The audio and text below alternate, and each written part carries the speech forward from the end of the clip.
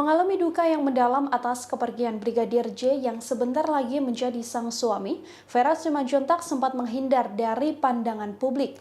Namun kini Vera muncul kembali saat datang ke makam Brigadir Yosua. Dalam momen tersebut, Vera Simanjuntak juga tampak mencium lisan sang kekasih. Vera Simanjuntak datang ke rumah Brigadir J pada Jumat 23 September.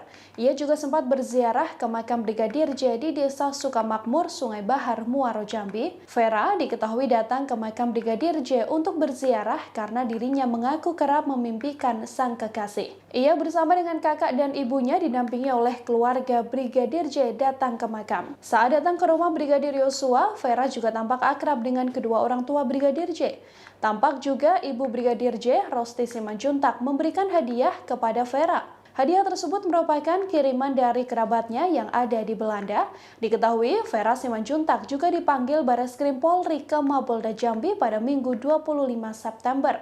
Vera Simanjuntak termasuk dalam 11 saksi terkait laporan kuasa hukum keluarga Kamarudin Simanjuntak yang dilakukan beberapa waktu lalu. Saat tiba di Mapolda Jambi, Vera Simanjuntak tampak tak banyak bicara. Vera terlihat mengenakan masker berwarna hitam.